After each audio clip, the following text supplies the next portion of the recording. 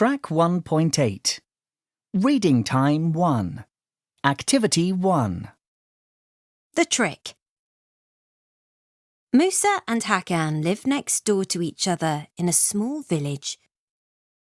They were good friends, but there was one problem.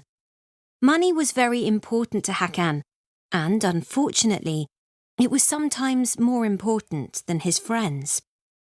One day, Hakan noticed that his horse, Atik, wasn't well. "I think we should sell Atik," he told his wife, Pinar. "He isn't strong and healthy anymore." Pinar was surprised. "Sell a sick horse," she said. "That isn't honest. And who will buy a sick animal anyway?"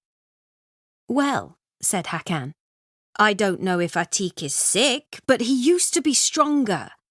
Musa needs to travel to the city soon, and he hasn't got a horse." "But Musa is your friend," said Pinar angrily.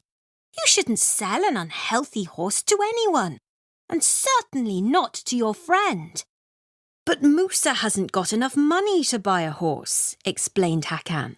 "I'll give him a very good price for Atik, so I think I'm doing a good thing for my friend." Musa was watering the plants in his garden next door when he heard the last part of the conversation through the open window. "Aha," he thought. "So Hakan is going to try and sell me a sick horse. It's time to teach my friend a lesson." The next day, Musa and Hakan were drinking coffee together when Musa asked, "Do you know anyone who is selling a horse?" "Why do you need a horse?" asked Hakan. "I need to travel to the city soon to see my family," explained Musa. "Well, it's your lucky day. I'm thinking of selling Atik," said Hakan. "He's the strongest and fastest horse in the village. I paid a lot of money for him, but I will sell him to you, my friend, for a very good price." Musa loved his friend like a brother, so he didn't say anything, but he had a plan. "Okay," he said. "Tomorrow I'll come to your house to buy the horse."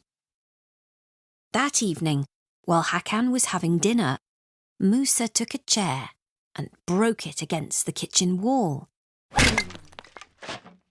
Then he shouted, "Ah! Help!" very loudly and lay down on the floor next to the broken chair. Hakan heard his cries and ran to Musa's house. "Musa! Musa! What's happened?" he shouted, running into the kitchen.